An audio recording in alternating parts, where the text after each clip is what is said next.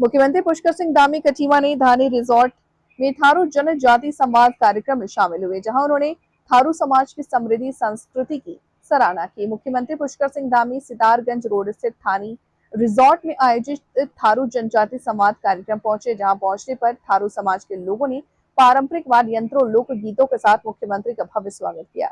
कार्यक्रम की शुरुआत महाराणा प्रताप के चित्र पर दीप प्रज्वलन और सामूहिक वंदे मातरम गायन के साथ हुआ। इस अवसर पर मुख्यमंत्री ने थारू जनजाति की समृद्ध संस्कृति, परंपरा और योगदान की सराहना की। थारू जनजाति संवाद के इस कार्यक्रम में माननीय मुख्यमंत्री जी का बहुत बहुत धन्यवाद। और मैं निवेदन करना चाहूंगा संबोधन हेतु माननीय जी से कि हम सबका मार्गदर्शन करेंगे, तो एक बार जोरदार ताली बजाएंगे हम लोग माननीय जी का।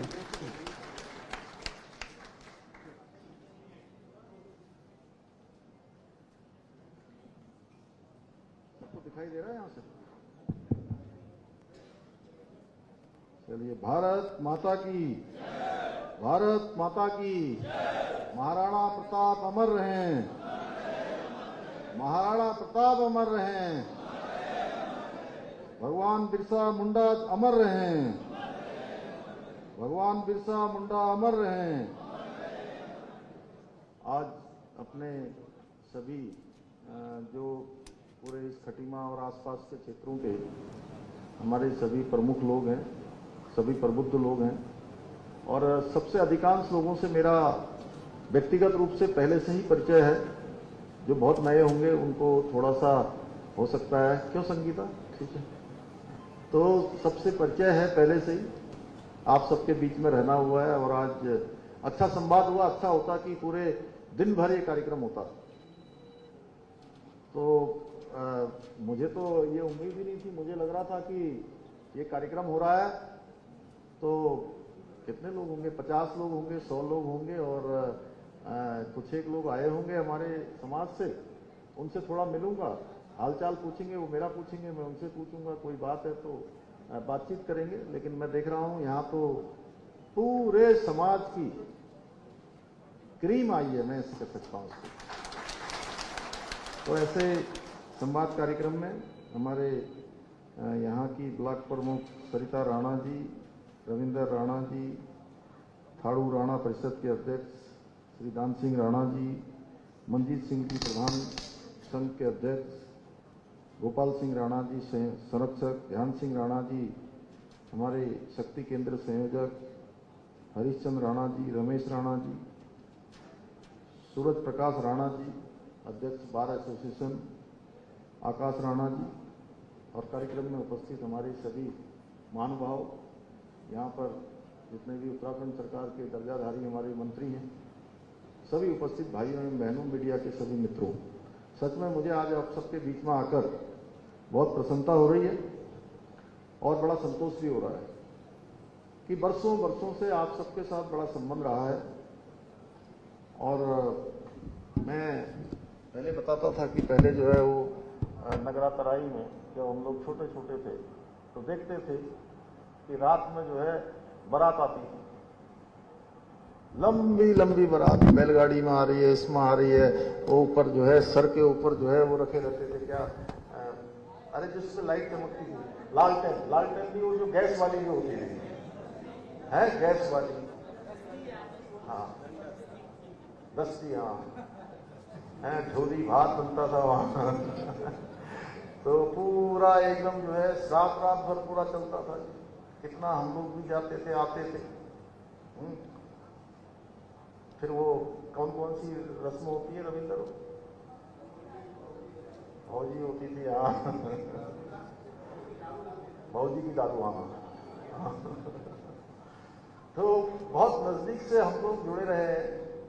और कभी मैं 5 जनजाति जो हमारे प्रमुख जनजातियां हैं पूरी उत्तराखंड की, इसमें थारू है, बुक्सा है, राजी है, भोटिया है, जौनसारी है, तो मुझे लगता है कि मैं उनको बताता हूँ कि भाई मैं तो जो जनजाति का जो हमारी थारू जनजाति है उन्हीं के बीच में, उन्हीं के साथ बचपन से मेरी पला बढ़ा हूँ। मैं हर कार्यक्रम में उनको बताता हूँ। और इसलिए हमने बंटी राणा यहाँ पर होगा तो बंटी राणा को हर बार कार्यक्रम में हम जो हमारा आदि संस्थान बन रहा है 4.5 करोड़ रुपए से, जनजाति का बड़ा संस्थान देहरादून में, और हर वर्ष जनजाति महोत्सव होता है और हम राज्य का भी महोत्सव करते हैं। दोनों महोत्सव में हम बंटी को और उनकी पूरी टीम को वहां बुलाते हैं। और बड़ा मुझे दुख भी हो रहा है जब मैं बंटी का नाम ले रहा हूं तो बहन रिंकू का जो दुर्घटना हुई, और हर बार मैं इन दोनों लोगों को, इनकी पूरी टीम को वहां बुलाकर उन सरकारी कार्यक्रमों में इनका जो इनकी कला का प्रदर्शन है वहां पर होता था। और मैं कोशिश करता था जब ये थाड़ू होली जो है अपनी वहां पर करते थे तो मैं भी अपने आप को रोक नहीं पाता था, मैं भी इनके साथ जो है थोड़ा वहां पर होली जो है इनके साथ करने लगता था। तो इस प्रकार का लगाव है और आज आप सबके बीच में सच में बड़ा अच्छा लग रहा है कि आप सबका जो प्रेम है, आशीर्वाद है, स्नेह है, और हम लोगों का कोई 1 दिन का 2 दिन का संबंध नहीं है, ये संबंध हमारा वर्षों से है। शोभा जी बैठी बड़े ध्यान से सुन रही, समझ में आ रही कि हम क्या बोल रहे हैं? भाइयों बहनों, ये आज केवल एक औपचारिक संवाद का कार्यक्रम नहीं है, बल्कि ये हमारी सरकार और थाड़ू समाज और हमारे बीच का एक विश्वास और विकास की साझेदारी को और अधिक मजबूत करने का एक महत्वपूर्ण अवसर है। और मैं तो आज यहाँ पर कोई अपनी बात बोलने के लिए नहीं आया था, मैं यहाँ आया था कि मैं आप सबकी बात सुनूं, आप सबसे आपके विचार लूं, आपके सुझाव लूं, और आपकी जो अपेक्षाएं हैं सरकार से, मेरे से, उसको जानने के लिए, और जो और अच्छा क्या हो सकता है, हम और क्या अच्छा कर सकते हैं अपने क्षेत्र के लिए, अपने यहाँ पर थाड़ू समाज के लिए कैसे आगे बढ़ाया जा सकता है। और आप लोगों ने उसमें बड़े अच्छे अच्छे सुझाव दिए। मंजीत भाई ने धर्मांतरण की बात करी, किसी ने नशे की बात करी, किसी ने जो है परीक्षाओं को करने की बात करी, गोपाल राणा जी ने हमारे रोस्टर की बात करी। सच में मुझे तो ऐसा लग रहा है कि मैं अपने खटीमा में न होके कहीं बहुत बड़े बुद्धिजीवियों के सम्मेलन में आया हूँ जहाँ इस प्रकार की बातें होती हैं।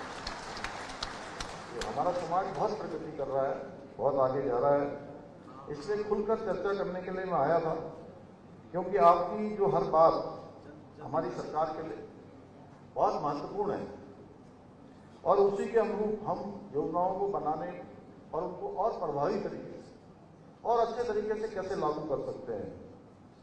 भाइयों बहनों, हमारी जो थाड़ू समाज की संस्कृति है, परंपराएं हैं, वो केवल खटीमा ही नहीं बल्कि आप पूरे उत्तराखंड के लिए बहुत गौरव का विषय है। और मुझे लगता है कि सभी जनजातियों में थाड़ू समाज बहुत अधिकता में है, बहुत बड़ी संख्या है, और थाड़ू समाज का प्रतिनिधित्व हर जगह होना चाहिए।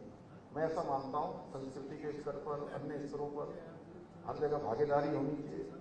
पहले वहाँ हम लखनऊ में थे तब भी हम ये बात करते थे, मैं देखता था कि वहाँ बहुत सारी जगह के लोग जो है आते थे, निकलते थे, IAS में निकलते थे, PCS में निकलते थे, वो चक्राता के भी होते थे, उसमें चमोली के भी होते थे, हमारे धारचूला मुंशियारी के भी होते थे। तब खटीमा वालों को मैं ढूंढता था कि हमारे यहाँ भी जब मैं पढ़ता था कि खटीमा में इतनी बड़ी संख्या में हमारा जनजाति समाज रहता है। खटीमा, नानकमता, सिकारगंज, ये पूरा इलाका हमारा जनजाति बाहुल्य है। मैं कहता हूँ तो इस क्षेत्र के लोगों को भी आगे आना चाहिए, ये मेरी पहले से सोच रही है। और